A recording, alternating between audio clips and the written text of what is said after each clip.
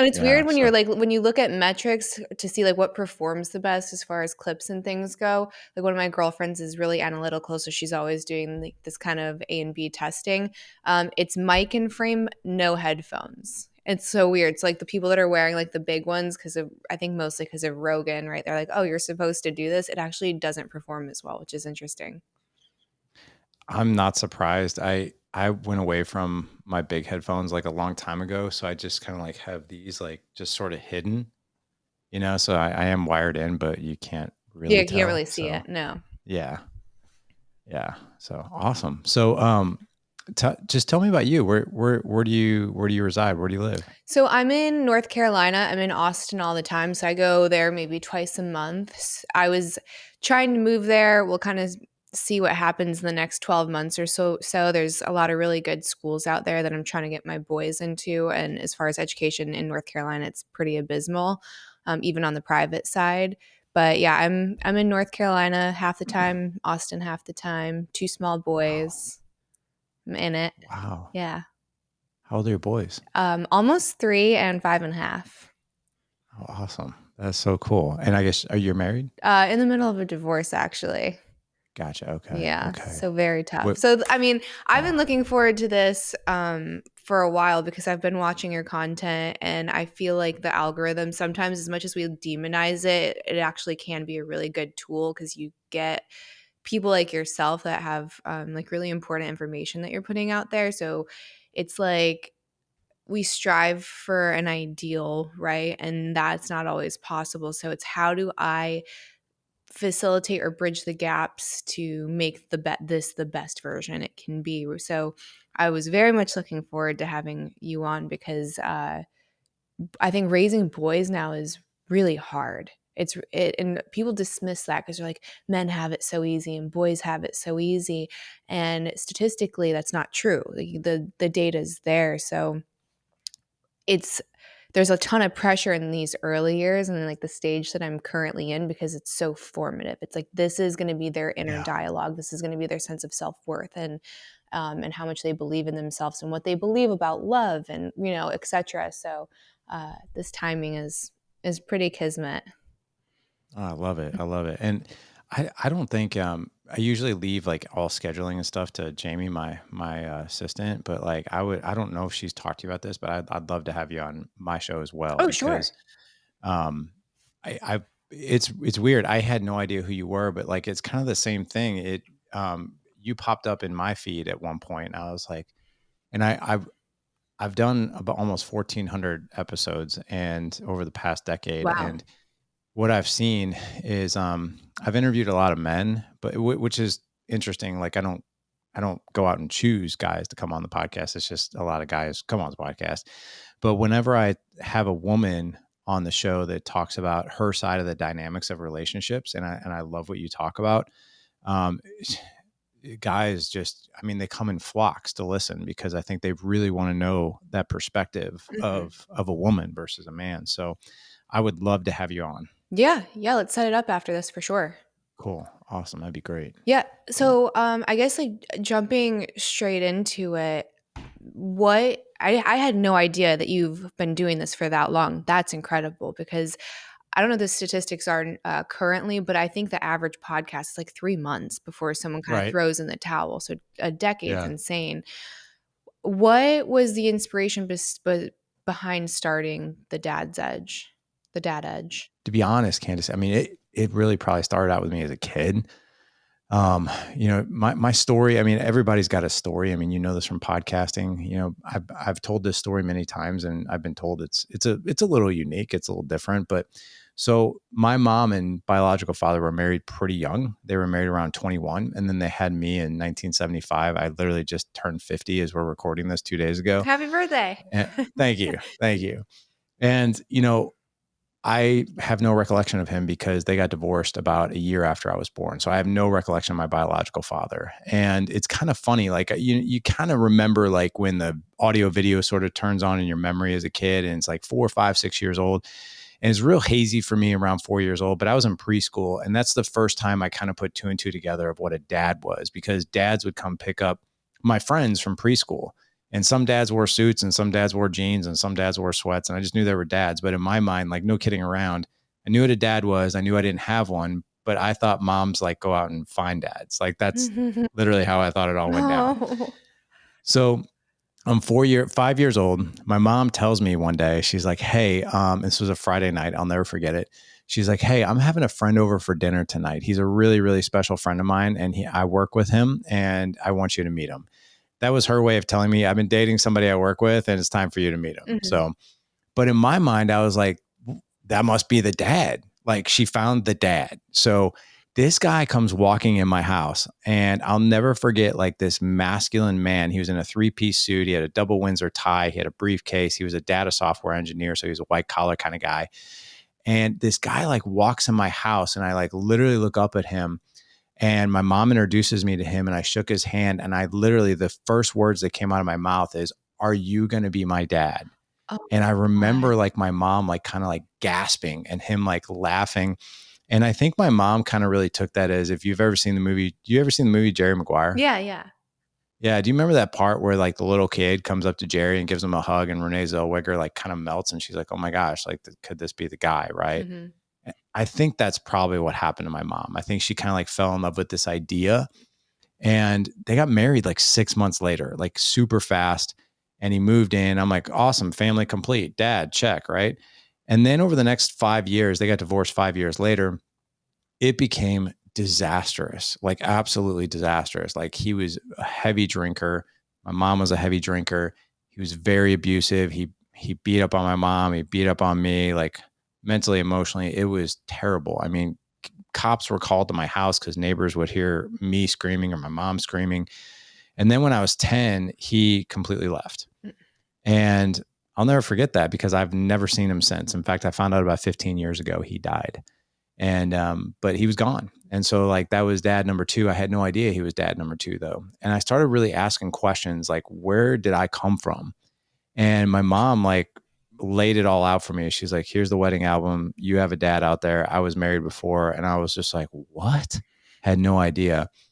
To make a long story a little shorter, 2 years go by when I'm 12 and found out that he lived 3 miles from us. He was remarried, had a 2-year-old son and another one on the way. And I found this out because we serendipitously ran into each other. And Whoa. I had a relationship with him for like 6 months. And I was like, oh, I was over the moon. I was like, oh my gosh, this is my dad, like my dad, right? And I saw him every week. I spent time with his family. Like he came to my Little League games. And then after about 6 months, it just started to feel weird. And the best way I can describe it now that I'm as an adult, if you've ever dated, like, so for you and me, right? If we've ever dated somebody and suddenly they're just not into us anymore, but they haven't told us yet, but we know it's coming, like that's the feeling that I got. And I don't even remember how it happened, but I picked up the phone one day. I'm 12 years old. You know, we hadn't really hung out for like a month. And I was just like, hey, like, is everything okay with us? Like, what's going on?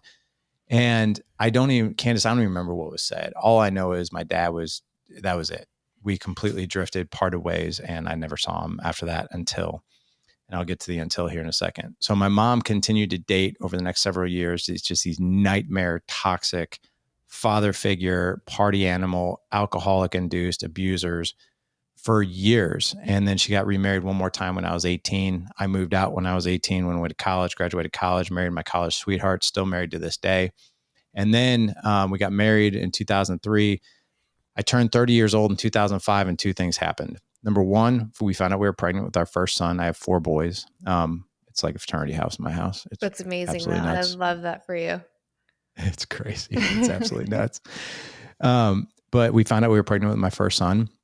And I was in the medical device industry. So had a lucrative career within surgical device sales. So I did that for 18 years. But back in 2005, I was brand new to it. And I was in a Starbucks here in St. Louis where I live. And I was there for a meeting. And who came walking in for his morning coffee? My dad. And I knew exactly who he was when he walked in. I hadn't seen him since I was 12. So 18 years had gone by. And so that interaction has now turned into a 20-year relationship. And he is still married to the same woman. I have 2 younger half brothers that I'm really close to. And it's been great. But how Dad Edge got started was my entire childhood was filled with sort of the opposite of what I wanted to do. And I was a dad for 6 years before I started what I'm doing now. And unfortunately, the dad edge didn't get started with this beautiful epiphany of like, oh, I just really want to go learn. It got started because I made 3 promises to myself when I got married. Number 1, I'm going to be a good husband. Number 2, I'm going to be a great dad.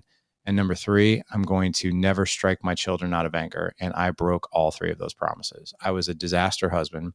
I was not a great dad. I wasn't a bad dad, but I wasn't a great one. And the night that Dad Edge got started, my 4-year-old he stepped out of line and I swatted him on the rear end. I spanked him and he fell by my hands. And I was like, oh my God, like, what did I just do? And I went to go pick him up and this was the icing on the cake. This is what did it to me. And this image has haunted me for like 13 years, but a lot of beauty has come out of that. It still kills. I've told this story 1,000 times, but every time I tell it, it still kills me because I see that look on that 4-year-old's face. So I went to go pick him up and he saw me coming to help him and he thought I was going to hurt him. Mm-hmm. And he just closed his eyes and shuddered and did this. And I was like, what is happening here? Mm-hmm. And that was it. I went into my office that night. I was crying.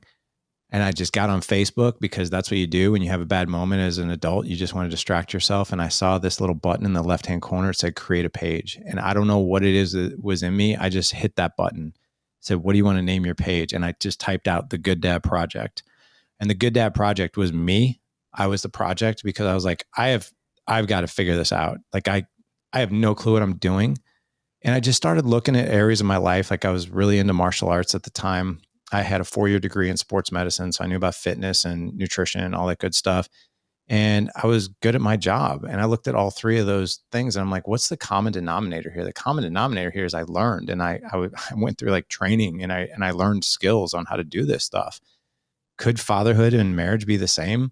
And I just started posting on that page every single day, never for a following ever. I just did it for me. It was like my own personal public accountability of what I was learning.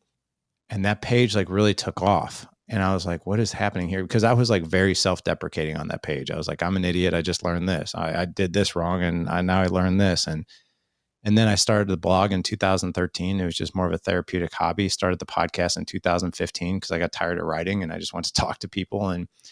And that's how Dad Edge got started. And that's how the podcast got started. And it's been like literally a decade of education. And I'll just wrap with this. I never consider myself like the superior guru when it comes to this. I definitely know a thing or two, that I didn't before, but man, I'm still learning. My oldest son is 19 years old. And I'll just wrap with this. My son was asking me, what's it like being a dad? And I was like, it's pretty much like your first day of school every day. I was like, think about it, Ethan. I said, today, you're 19 years old, 3 months and 1 day. And this is my first day raising a son who's 19 years old, 3 months and 1 day. And tomorrow will be my first day raising a son who's 19 months, 3 months and 2 days. Thanks. And that's what it's been. And it's just been totally an element of learning. And that's what it'll probably continue to be for the next decade and more. Well, that's an incredible story. Oh my gosh. I guess my first question, because you see like 2 droves of men online typically. One is like these men that really want to do better, like they're really challenging themselves and hold themselves accountable and are aware of their deficit and want to show up and be a great dad and be a great husband. And then there's dads that completely check out or abandon their family. And for me, being a woman, like I'm never going to understand what it's like to be a dad or a father, and you like vice versa, right? So when you carry a baby, for example, some of their stem cells, their heart cells and their brain cells will attach to the mom forever, like in perpetuity. So you literally, for the rest of your life as a mom, have your child's DNA, and then by proxy, actually part of the dad's DNA inside of you for the rest of your life. So they think part of that is mother's intuition. But either way, like there are biological drivers that kind of like attach a mom to an offspring, where dads don't really have that. So you're not like, yes, they are your DNA, but like you didn't grow them, and there's not like that cellular exchange both ways. So I do understand that it's probably a little bit easier for dads to step out and not come back, but that story is really similar to like mine. My dad left when I was 4. My brother was not even 1 yet. And they had a little bit of a relationship for a while, and it was very similar. Like your breakup story, it hit me because like that's kind of what I witnessed with the two of them. And it's like one day he just didn't want that relationship anymore. And I guess, did your dad ever say what drove that disconnect, or for him to leave after you guys finally got to meet each other, when you were 12? That's such a good question. If I could just reflect on a couple things that I just learned from you. So this is what I love about podcasting, is that whether you're a guest or the host, you get to learn something new every time. I had no idea about the whole stem cell and exchange and the mother's intuition. It's fascinating to me. And my gosh, I had no idea like our stories were kind of similar, so you kind of, you understand what that feels like. Right. So, Mhm. and it just gives me such a really good, just a really more depth vision of your heart. So that's really, really cool. Um, I did have a conversation. It was about I would say 6-8 months or so into me and my dad's renewal of our relationship, and where, my wife was now part of the family and I was part of theirs, met my younger brothers, and we were hanging out, spending time. So we were really kind of entrenched in the relationship, and I didn't think it was really going anywhere. It was, meaning it wasn't going to go away this time. So I asked my dad to dinner. This was like 19 years ago. And I think, my dad knew why. And so we were sitting there at dinner and we're having small talk. And my dad like literally looks at me and he goes, "So why are we really here? What answers do you need?" And I was like, wow, wow. And I looked at him and I said, "I want to have a conversation with you that doesn't have filters, if that's all right. And I just want to be honest, like I'd be good to have this conversation one time and then to put it to rest and focus on what you and I can go co-create as a relationship versus always looking to the past." And he's like, let's go."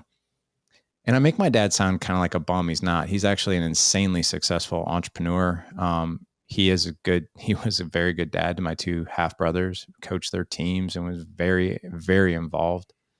And so he's a successful man, successful dad. It just wasn't necessarily with my situation. So I asked him, I was like, so very unfiltered, I go, "Can you tell me what the hell happened? Like you left once and then you left again. Mm-hmm. Like what the hell?" And I looked at him and I was like, "Dude, I have a kid now. There's nothing on this planet that would keep me from that kid, no matter what relationship I had with my wife or ex-wife or whatever you want to call it." I was like, "That would never, ever happen on my watch. Can you tell me? Can you explain?" Mm-hmm. And my dad just kind of kicked back and he was completely humbled. And he was like, "Yeah, worst two decisions I've ever made in my entire life." And he goes, "And I've had to carry that for decades that I did that." He's like, "I've never forgiven myself.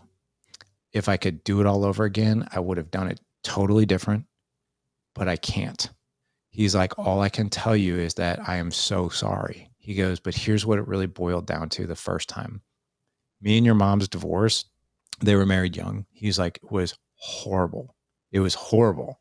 And your mom, when she met my dad, who actually adopted me, I actually have the last name of the guy my mom married when I was 5. Mm. He's like, truth be told, your mom, man, really wanted me out. She was really pushing me to sign over parental rights so your dad, Joe, could adopt you." And he goes, "And that was the darkest, worst day of my life."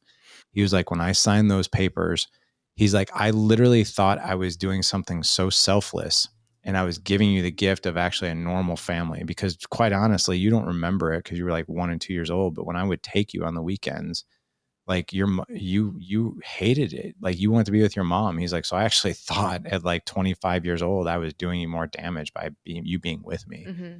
He was like, so he signed over rights, and he goes, and I was like, "Okay." I was like, "That makes sense." He goes, "But dude, what, at 12?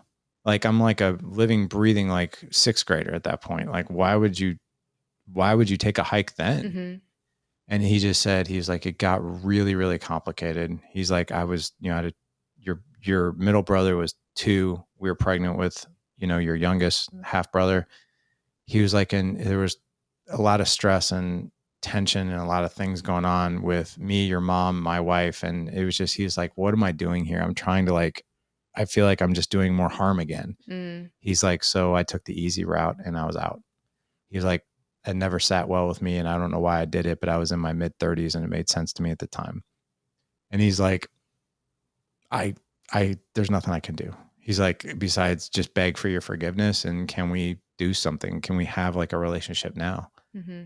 And that was it. That was his explanation. And so we made a decision there. Okay, well, bad decisions were made, but there's also forgiveness and there's also reconciliation. And what could our relationship be like? And that's quite frankly just what we've focused on over the past 19 years. Yeah, and I think you have to be able to separate the romantic relationship that you have with the kid's parent and the relationship with the kid, especially if that relationship ends. And you recognize that just because like that person might not have been a good husband or might not have been a good wife, you have to be able to look at how they parent separately because they're not necessarily correlated. They often are, but not necessarily because it's really easy to kind of get. I think what happened with my situation is my parents' divorce was really tumultuous and they both still loved each other. And I think that makes it even more complicated during the divorce, but like they had to, like there was just like a lot of violence and everything.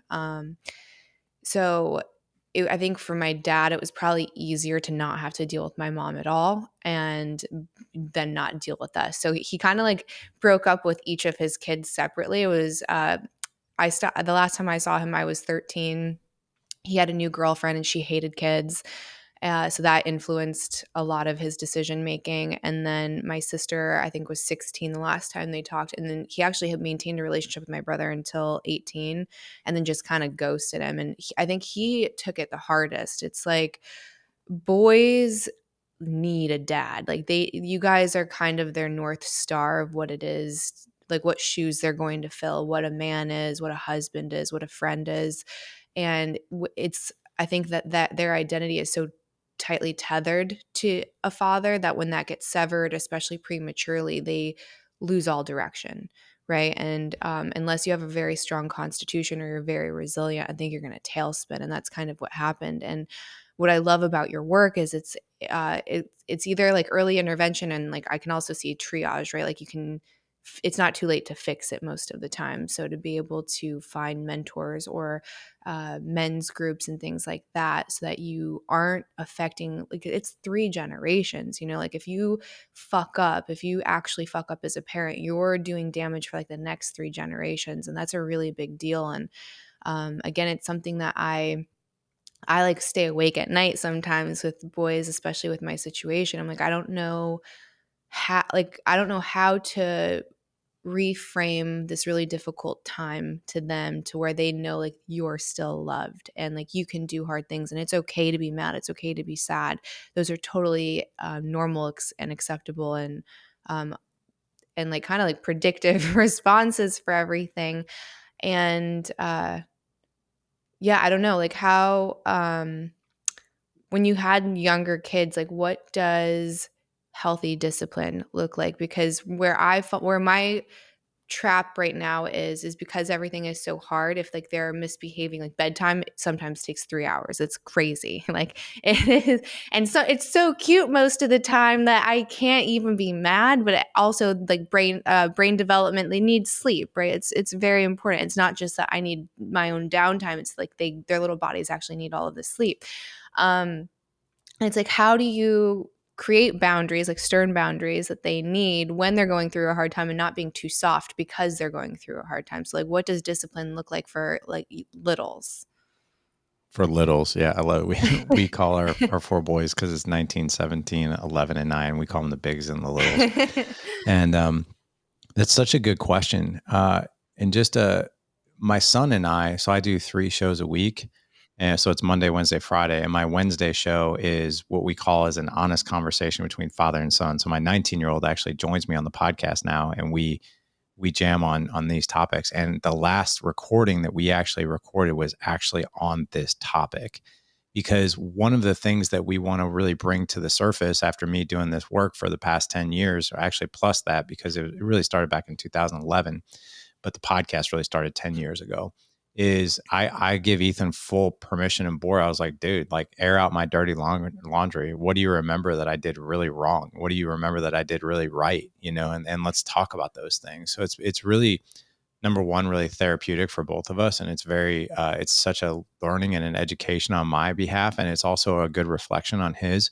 So we talked about this on the last podcast. And one of the things that really bubbled to the surface, and both my 19-year-old and 17-year-old will attest to this, is that there was never, ever, ever an absence of love.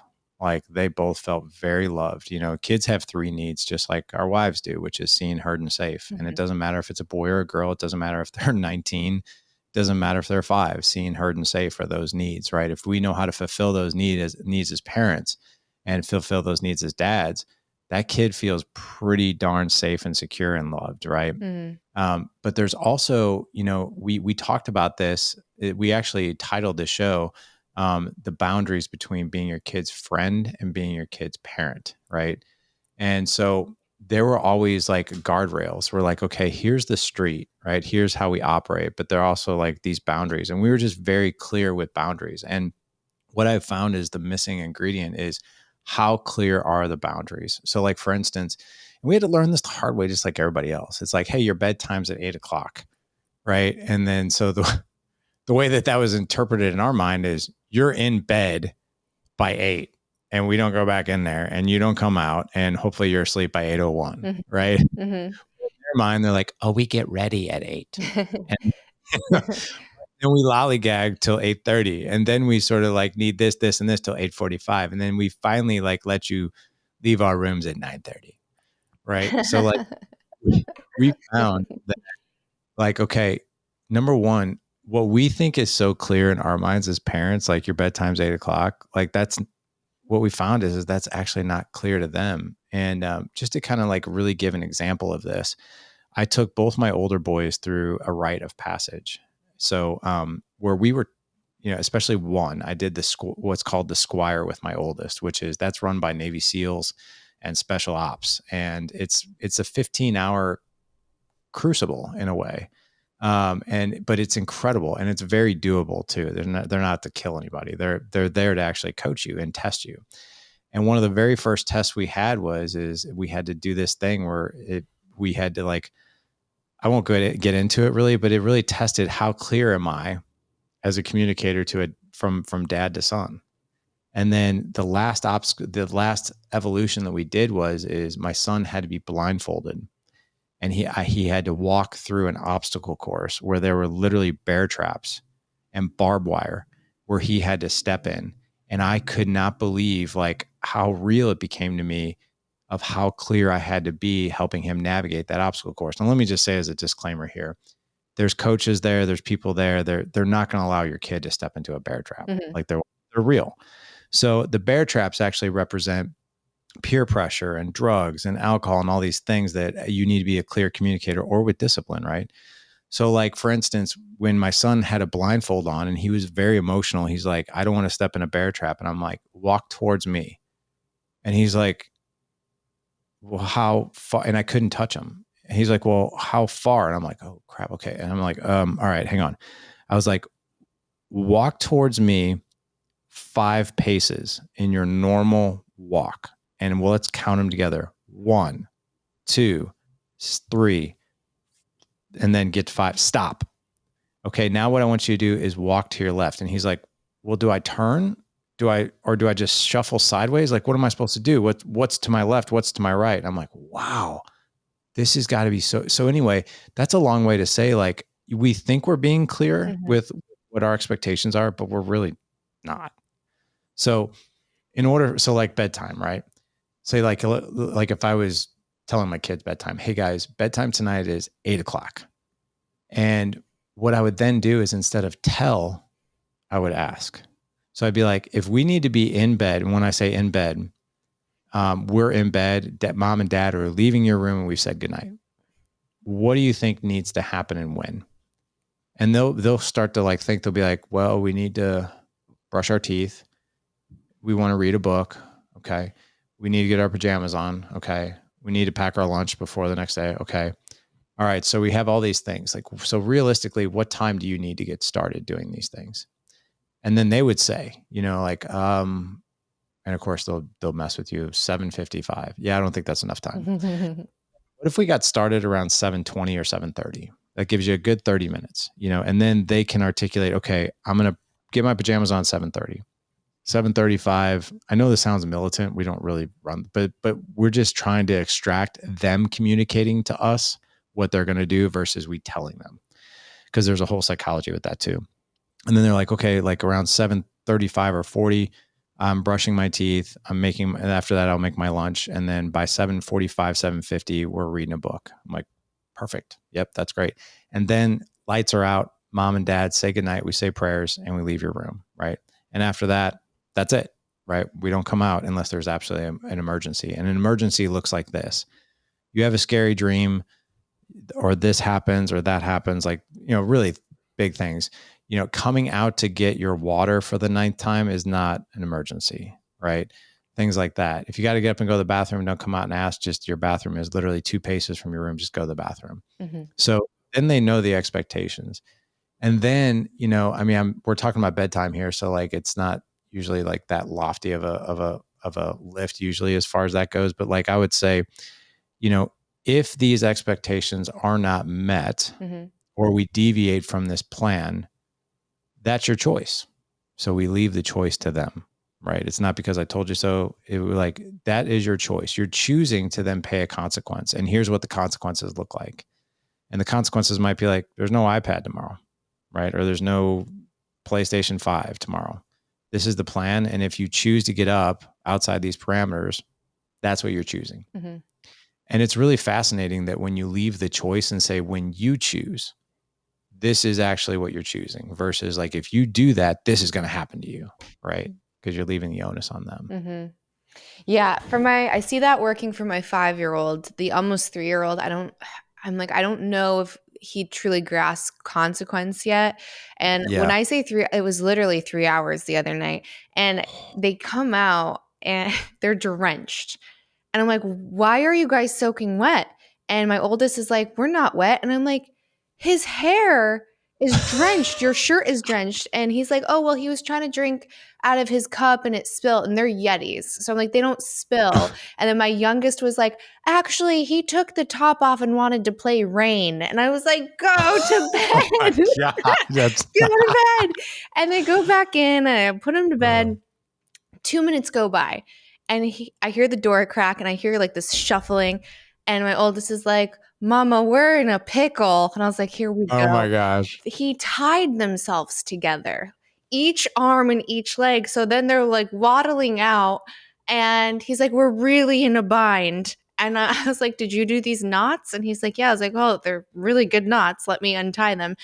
Go back to bed. So, I mean, it's theatrical, it's adorable, but also I don't want to like facilitate this because they need sleep and need to know that I'm in charge, but I'm clearly not because it Right. took 3 hours. So, I mean, I'll do the no TV tomorrow, or we're not gonna whatever try to take away some toys. But my youngest is just like a total maniac, and I think I don't know if it's just like the consistency and eventually they'll get it.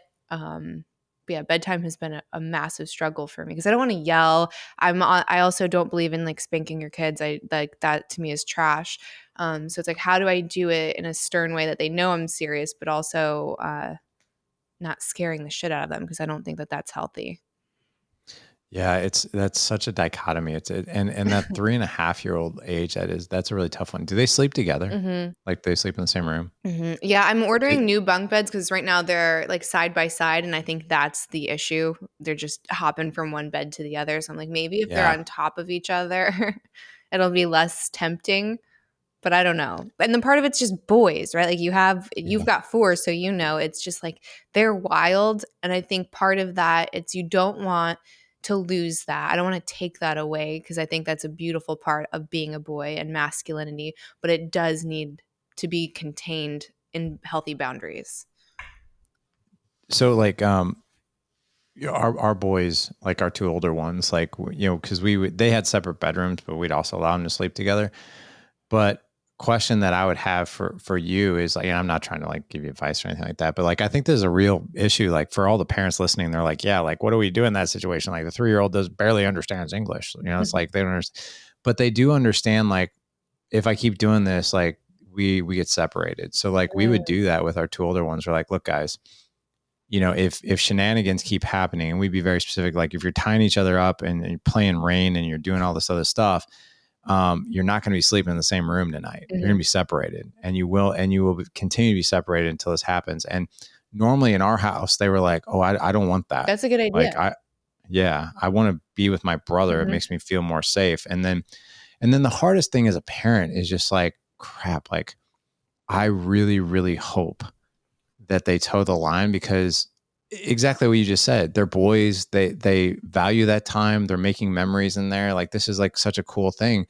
But at the same time, those 3 needs, what I've learned from a lot of psychologists, child psychologists on the show, is that safety button for them is also a discipline button. So you see kids get more and more and more unruly when parents don't actually follow through. And the reason they actually act out, you probably already know this, is that they actually don't feel safe, because they're like, wow, I live in a house where anything goes. So like when they don't feel safe, they actually act out more.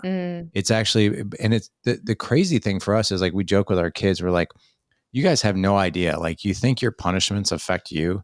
They actually affect us too. Like if I'm taking you away from like something that you love, like playing video games with your brother, like, or like going outside with friends. Well, now you're stuck here at home, and now you got to figure out something to do. And then you're knocking on my door, like, what do we do? I don't know what to do. So it's like, you think it's just a punishment for you. It's actually a punishment for the whole family. I was like, we really don't want to, we don't want to pull that lever. I hate it, actually. At the same time, there's consequences for your decisions. So we got to follow through.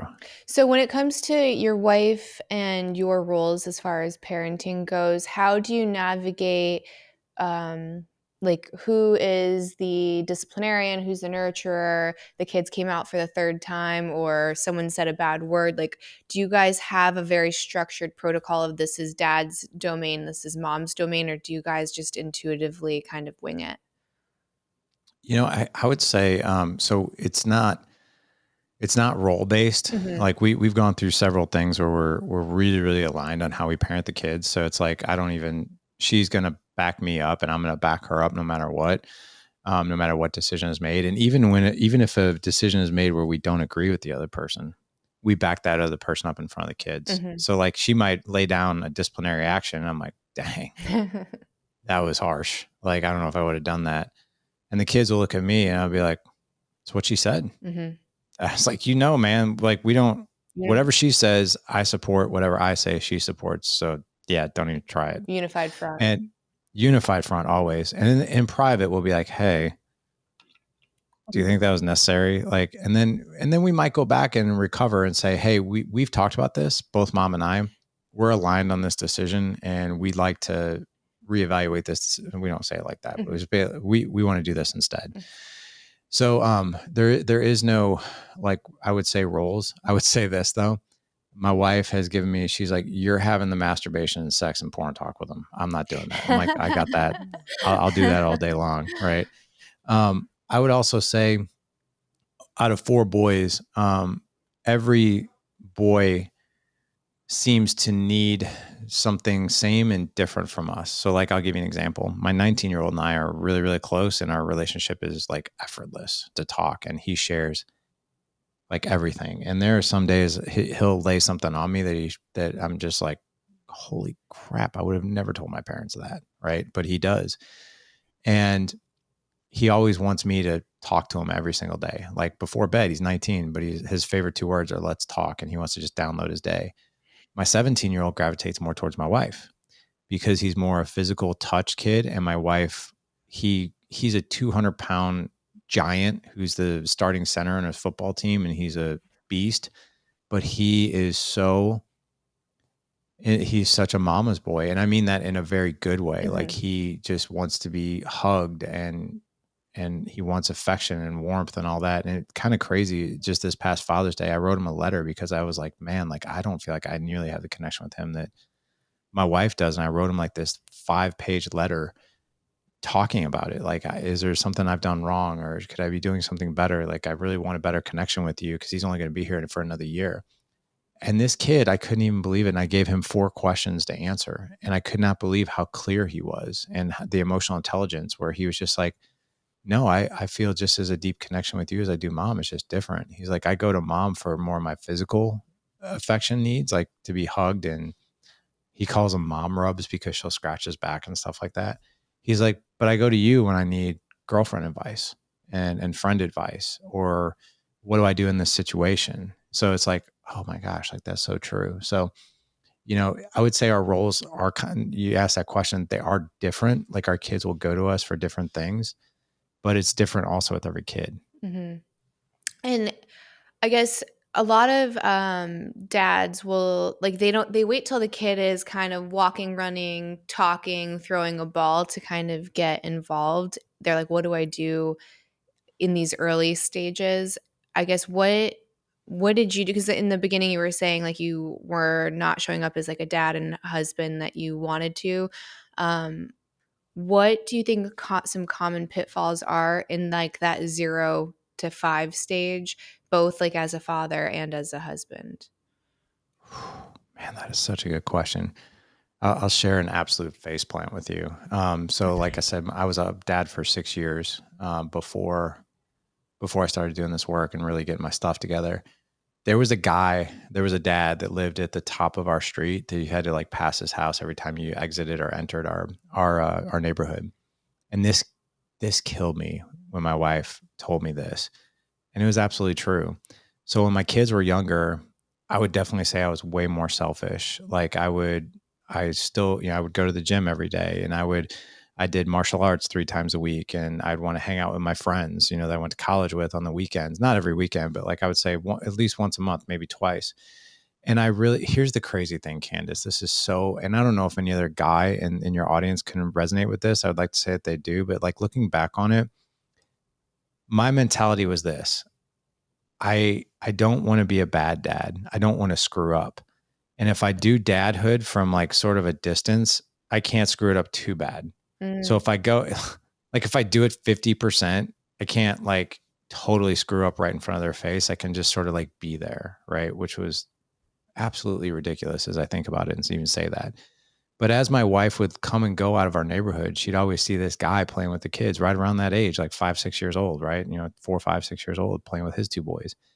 And my wife used to tell me every time I saw that guy, which was almost every day, I would say to myself, I wish I was married to a man that wanted to play with my kids.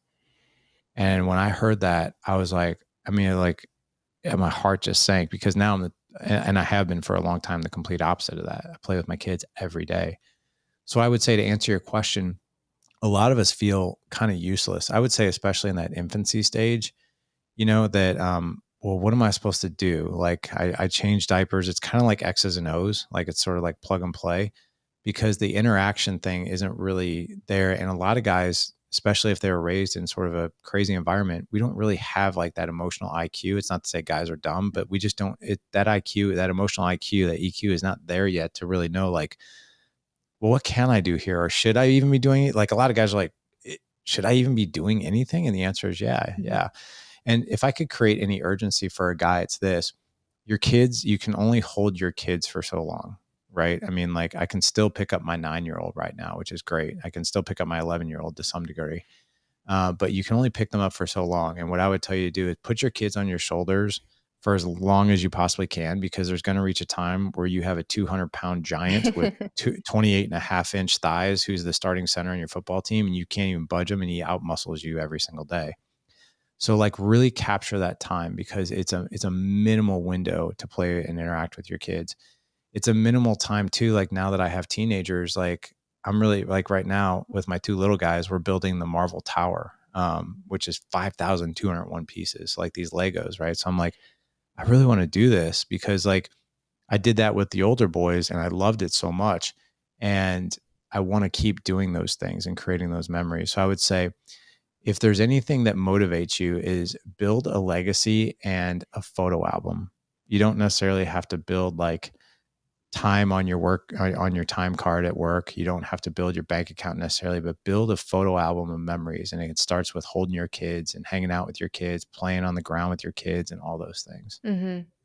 Yeah, and I think I understand how a man, like especially a new dad, could feel useless, but there are so many ways that you can be useful and help the mom, help your wife. And even it's gonna sound like it's bullshit because a lot of the times like the baby does just really want mom. That's the smell that they're used to and everything. But especially in the middle of the night, if your baby's waking up for like a night feed or they get wet or whatever it is, if dad goes in, the nervous system of the baby actually calms down a lot faster. So the mom's voice activates the baby a lot more and they'll kind of like wake more. It'll be harder for them to go to sleep. But for something about it's probably maybe like the depth of your guys' voice, and then also if you think like from an evolutionary standpoint, you guys would be the ones waking up in the night to check out that weird noise to make sure that the tribe was safe. So maybe part of that is wired in there, but the baby actually calms down faster and wakes up less if the dad's doing it.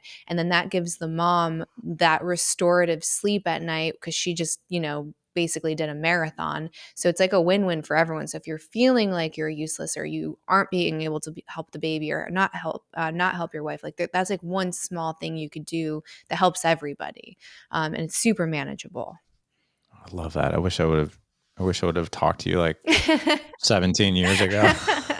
I love this stuff so much. Like I Yeah. think growing a human and like newborns, children in general, all of it is so fascinating, and you see all of the development, how all of these things. I don't know. It's like it's kind of like you're programming a computer in a way. Yeah. Yeah, I'm like I wish I knew that too because I did. I mean, I did all of the night feeds and I was exhausted, and both of mine exclusively breastfed, so I was a zombie for probably like the first 6 months each time around.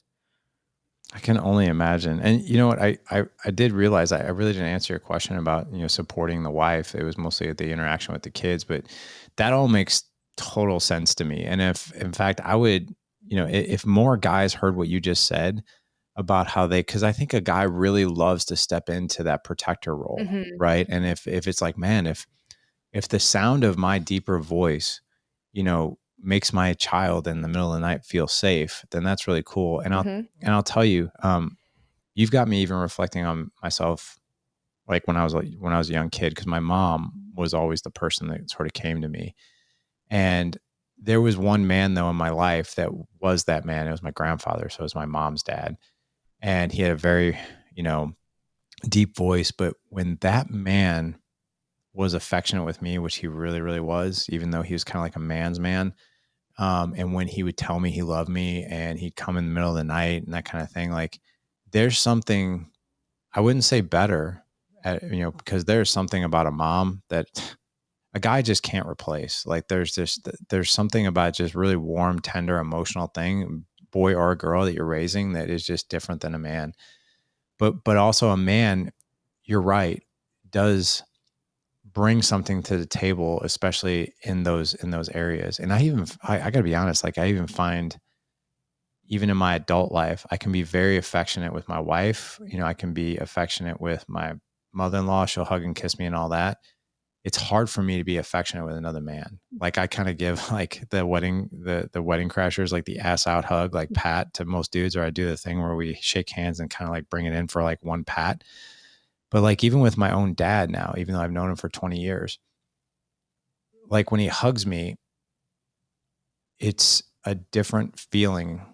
And it's a I would say almost an odd feeling. And I think one of the cool things that you can be as a dad is if you're affectionate with your kids early on, they really get used to that and they get more comfortable with that type of affection, I think. Yeah, and I think especially with boys, it's you want them to be those traditionally masculine things, which is strong and resilient and brave and have a sense of like purpose and contribution, but also with that strength that you're building and with that resilience, you don't want them to lose that emotional side, like to be in touch with their heart or be in touch with their feelings, even though so much of the world still today is telling boys you can't have that or you need to shut it off. And to me, that's the most unhealthy thing you can do. That's why you have these men that are running around feeling empty or feeling alone, even if they're married or have kids or have like a friend group, like they still feel isolated. It's because they've been told to sever off that from their feelings and from their heart. And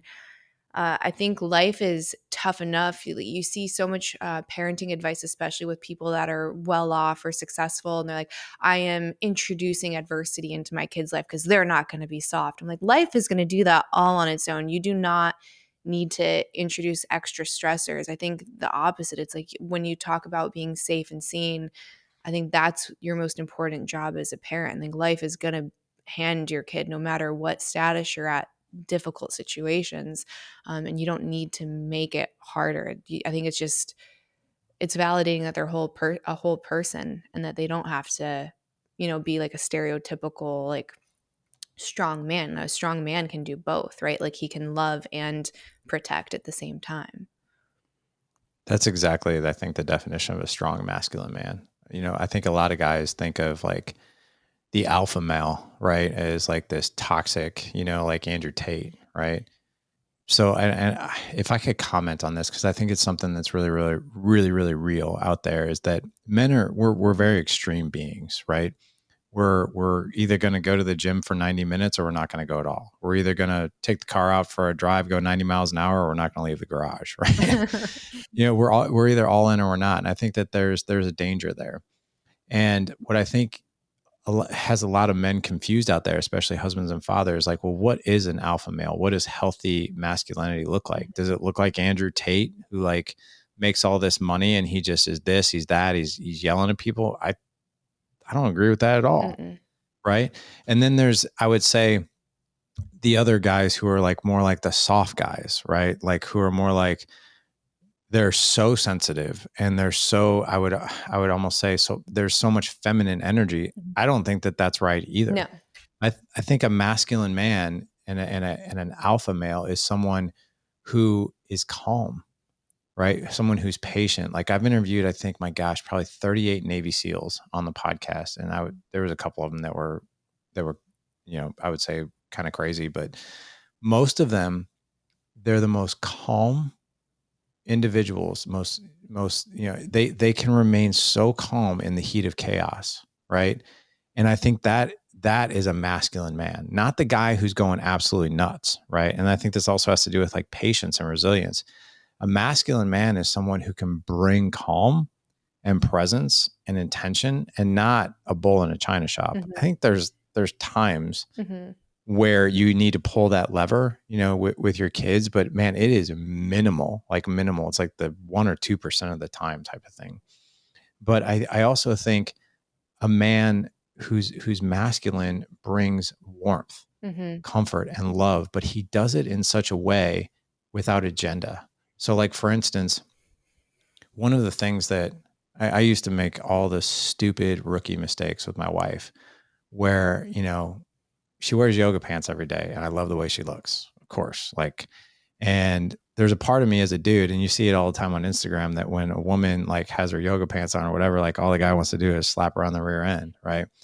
And I want to do that too, but that's not the way my wife feels love. And she doesn't take that as a masculine man who's loving her. She takes it as, you're trying to like touch me and grope on me and get something from me. And one thing I've learned is, she's like, the sexiest thing that you do for me, like literally, I like want to rip your clothes off when you do this, is when you just hold me and you look deeply into my eyes and you kiss me on the forehead. And I'm like, and I had to learn that stuff. I was Yeah. like, well, what is it about that? She's like, I don't know. It just makes me feel so safe and so good. I melt when you do that. And I'm like, and to me as a guy, I'm like, does that really move like the needle? And yeah. And the answer to that is yes.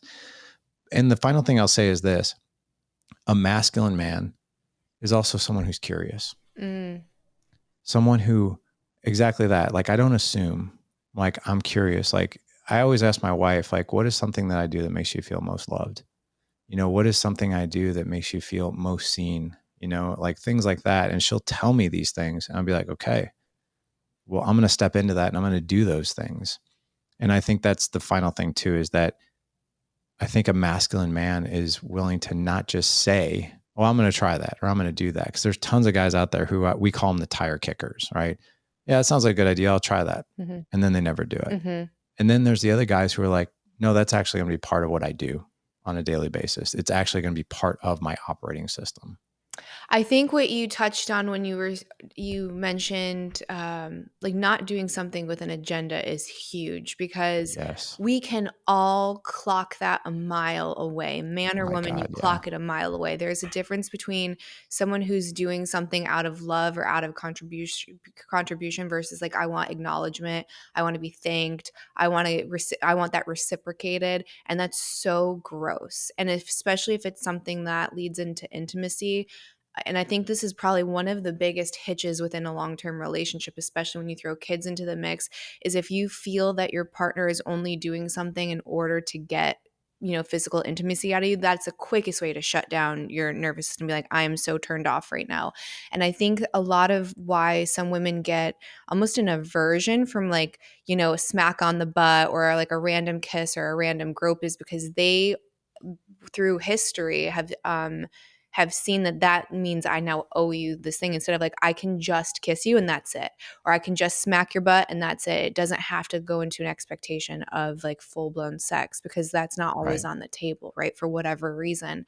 And I think the fact that like you communicate with your wife so effectively and she's like, no, this is what actually really turns me on is huge because we assume that we're identical beings, like that you're a big hairy woman and I'm a small hairless man, and like that's a big mistake. So your desires and what gets you going is going to be totally different. Your drivers are very different.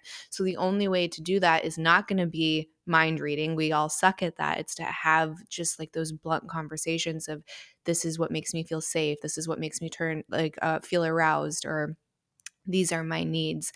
This is where I'm feeling a deficit, and to have those conversations. I totally agree. You nailed it. And especially the agenda thing. Can I comment one Please, more thing on this? please. So I think this is where a lot of couples get tripped up, and a lot of, in particular, let's just talk about the guys in this. Guys are, I think, I literally just did a solo podcast on this. I've known my wife for 29 years. We met in 1996 and in college, and then we dated for 7 years. I've been married to her for 22, and we've got a great relationship, but it hasn't always been so because of all these rookie mistakes. But I think society tells men and women, oh, the longer you get married, like you're just going to like grow apart. That's normal. Mhm. And when you have kids, you're going to grow apart more. And when they leave the nest, you're not going to know each other, and you're not going to have sex. You're not going to be intimate. And that's just marriage. Mhm. That is, I hope I can cuss on this. Yeah. That's such bullshit. It actually infuriates me now because I'm like, no, it actually doesn't have to be that way at all. It can actually be the total opposite. If both parties, let's just talk about the curiosity thing. How I was at 21 when I met my wife, I'm very different than I am now at 50. I'm different at 50 than I was at 40. I was different at 40 than I was at 30. People constantly change and evolve and grow. And I think I have fallen in love with my wife probably 7 or 8 times over and over again. And she'll probably tell you the exact same.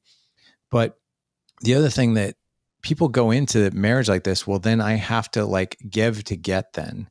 In order to get my needs met, I have to basically be like this doormat, I have to mop the floor and do the dishes. And you're right. It is repulsive. Dr. Robert Glover wrote a book on this called No More Mr. Nice Guy, where it's called Covert Contracts. I do to get. Mm. And it all boils down to, I think for us guys, let's just talk about us guys. It's validation, right? Us guys have 3 needs, just like women do. And our kids, seen, heard, and safe for women. And for us, it's appreciation, respect, and physical affection. And the physical affection thing it's really validation. Like, am I good enough? Am I attractive enough? Like, do you love me? This is the way I feel it, right? And not to say that women don't need physical affection as well, but that is one of the things. But it boils down to validation. And there's a deep thing in us guys. And I'll be the one to say it. None of the other guys have to admit it, but I'll be the one to say it. All the while, what we are doing in our mind and in our heart is we are asking ourselves, am I a good enough man? Do I do enough for her? Am I attractive enough? Do I make enough money? Am I a good enough dad? Am I good enough in bed? do I actually please her? Like it's this whole thing of like, am I enough? Mm. And when we get that physical affection or we get that respect and appreciation, we're like, oh, thank God I am enough. Like there's a part of us as a guy that we desperately want that so badly. But here's the biggest miss. This is the miss. We look to her for it, or we look to other people for it without us doing it. So here's what I used to do, the same thing. I would do the dishes like really loud, like take out the trash and accidentally like hit the bag as like it was repulsive stuff because like I'm hoping like my wife gives me affection. And now I will tell you, surrendering of, just loving my wife the way she needs to be loved and seeing her the way she needs to be seen and hearing her the way she needs to be heard and making her feel safe. I haven't done that with agenda for years because of this one reason. I do those things because I'm her man, period. Not because I want or not because I'm going to get. I actually get the validation of like, I hug you, look you deeply in the eyes and kiss you on your forehead because that is my role and that is what I do. And that's where I actually get the validation is when I see her like melt, knowing that I'm doing this and that is my job, right? That is who I am versus like, I hope she gives me something back because you're right. Our wives will smell that a mile away. And when I coach men on this, I'm like, your wife has like an intuition that is like literally far beyond yours. She knows like 20 miles ahead of you. Are you doing this because you want something? Or are you doing this because you're my man and that's what you do? Right. They sniffed that a mile away. And I was like, and if you ever doubt what I'm saying, like, have you ever been in front of two different types of salespeople where the one guy wants to sell you this car for $15,000 more because it's a $15,000 more car, right? Without even asking you any questions. And he's just trying to be nice to you. And he's trying to be all this and that. Hey man, blah, blah, blah, blah.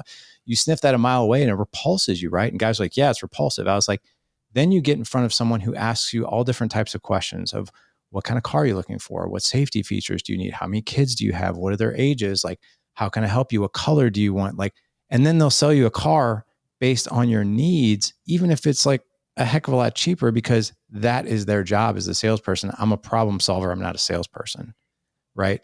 And that's the biggest difference. And I think when I explain that to guys, they're like, holy crap, like that, I can relate to that. Well, I was like, well, your wife it's the same thing with her. Mm-hmm. Right. They sniff that a mile away and it repulses them. Mm-hmm. No, I love that so much. Like, so I wish more men would gain that perspective or change the way that they're doing things because I wonder if part of it is the lack of initiation that these young boys are doing so they don't really like they're not really thrown into the fire and like feel real adversity. So when they're challenged in their relationships or they're challenged in parenthood, it feels overwhelming and it's combative and they kind of regress back into that toddler state. Well, I'm not getting enough of this instead of what is the masculine role of like I'm owning all of this, right? Like this is all my stuff. And through that leadership, even if you have a wife that maybe isn't behaving in a way that is attractive and she's emasculating you and whatever, and she's in her masculine state, right? By you leading and not letting that affect you, if you are consistent with that, I would say probably 8 or 9 times out of 10, she is going to change her tune, right? And again, I think the biggest thing is the consistency because if you have been inconsistent for so long, she needs to know like this is here to stay. It's not just a tire kicker, like you were saying, right? Like this is now who he is as a man. This is now part of his ethos, and like this isn't going anywhere. Right. Yeah, exactly. And I think it also boils down to what you just said is guys are also really, I'll just say it, we're scared to communicate what we need or what we want or what we expect. We keep it in here and then we just expect it'll be fulfilled. And when it's not, we get resentful. And it's the same thing with you guys when you're not feeling seen, heard, and all these other things too. Mm-hmm. You get resentful. And then it's like this cancer that happens in the relationship. I think one of the most beautiful things that we can do is we can communicate very, very clearly. And then here's the other thing too. We don't leave that person on the, like, I have no control over Jessica. None. I have influence. I don't have control. Mm-hmm.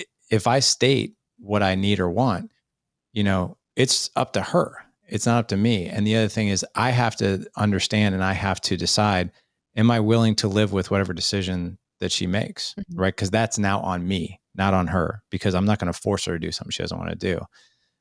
I have a story that kind of like hits this home if you want to hear it. Please. Yeah. Okay. So I think every guy and married couples will relate to like a sex talk, right? We teach a skill in our group. We teach men a lot of communication skills.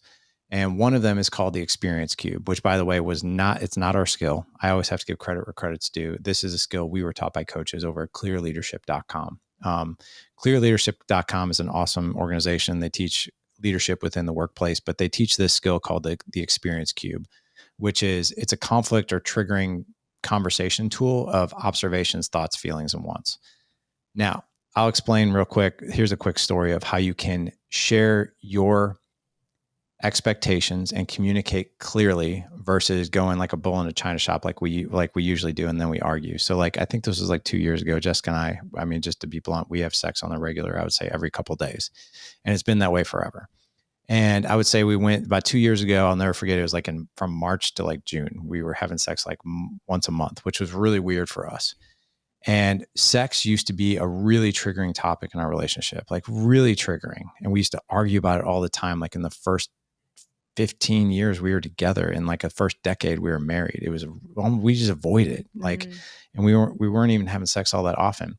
So the way that I would normally go about a conversation like that is I get really fiery over time. Like, what the hell's going on? Like, why are we not having sex? Like, and then I start making up stories in my head. You can see these dynamics play out in every relationship. I'm like, well, shit, maybe she's just bored with me. Like maybe she's not attracted to me. Maybe I just don't do it for her anymore. Like maybe our marriage is getting the best of us. Maybe our kids are keeping us way too busy and we're just done. Right. Like all these crazy thoughts that aren't even true. Right. But we rev ourselves up and then we don't have the conversation. We tend to get fiery. And then when we go to have the conversation, it looks like this. And this is what I used to do. Hey, Jess, can we talk about something? And immediately she'd be like, sure. Right. I mean, like right from the approach, she's like, what's coming at me? And then I'd be like, I don't really we're not having sex a lot lately. Like it's been like once a month for 3 months. Like what is happening? Like, are you not into it anymore? Like, do I not do it for you? Like, why are we not doing it anymore? Like, what's going on? And then that just puts her on the defense. And I'm just going in with like this emotional, like bull at her. Right. I'm not calm, like we were talking about, right? Calm and patient. I'm not clear. And here's the other, this is the red pill. When we argue, we are actually arguing for the thing that we don't want anymore. Like when I just told you that, was I clear on what I wanted? Mm-mm. No. And guys are like, well, yeah, that's how we argue. I was like, but is that how you order a coffee? Like you go into Starbucks and the barista is like, what can I get you today? Do you say, yeah, I was here last week. You gave me an almond milk latte that tasted like crap. I don't want that. Don't ever give me an almond milk latte again. And she probably look at you like you were nuts. And before she kicks you out, be like, okay, well, what do you want? And be like, well, I also don't want an espresso because that was terrible last time too. So don't give me that. But here's the crazy thing. That's how we are. That's how we go about these conversations. And then we wonder why they explode. So here's the way that we teach. So observations, thoughts, feelings, and wants. So, hey, Jess, and this is a true story. I've noticed over the past 3 months that we've only had sex like once a month. That's the observation, right? She'll agree with that. So will I. And Jess, here are my thoughts. The story I'm telling myself is we're probably really, really busy. Like we got a lot going on. The other story I'm telling myself, my thought around this is like, by the time we get to bed, we're both probably smoked and exhausted.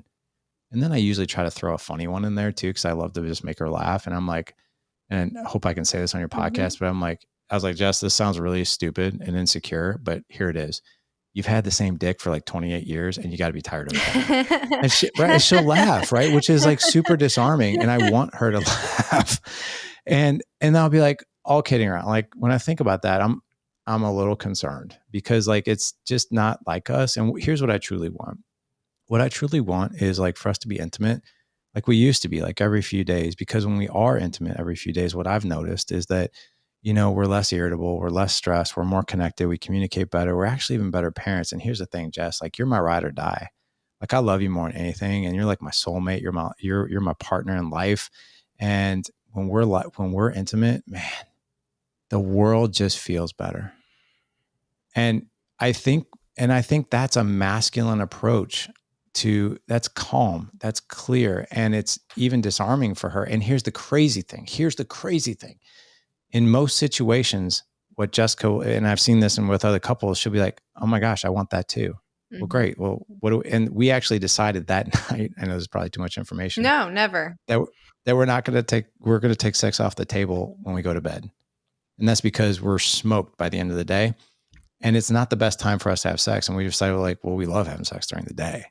She's like, what if we just did day sex? And I'm like, awesome. So we did that. And that has like, that's been the best thing ever. But if I would have gone in like how couples usually go in, which is like, blah, blah, blah, she's going to be like, what the hell? Like, why are you attacking me? And then nothing ever gets resolved. Mhm.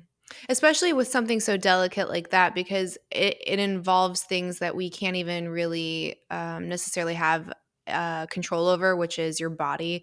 So, whether or not she's going to be able to achieve pleasure and all of those things, like you don't want to have sex if she's not enjoying it, right?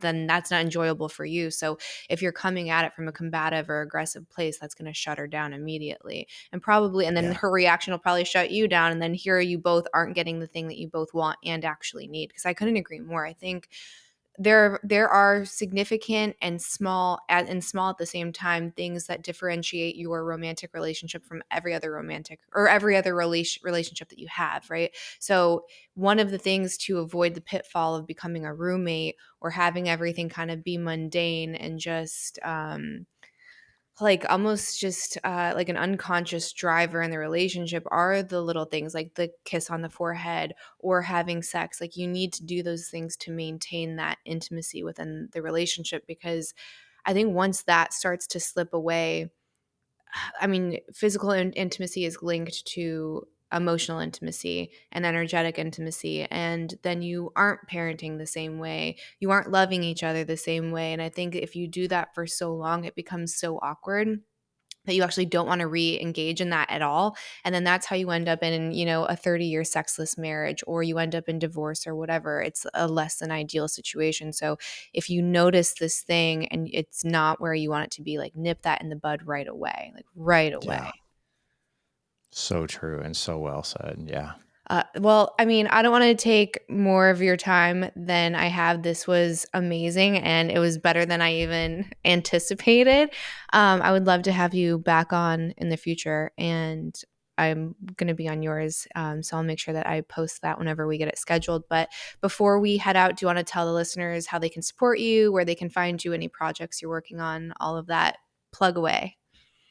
Yeah. But before I do that, I just want to tell your audience that, Candice obviously does this from her heart. What I want all of you guys to do is go to iTunes, go to Spotify, wherever you're listening to this podcast, and leave this amazing woman a 5-star review, because like she obviously pours her whole heart into this, her whole mind into this, and this is just a passion for us, and it's so obvious and so apparent. So if you are listening to this right now, go do that as soon as we're done with this podcast. It means the world to us podcast hosts. So please do that. But I would say, yeah, the biggest thing that I've got coming out right now is this will be my 6th book, which is called Pursuit of Legendary Fatherhood.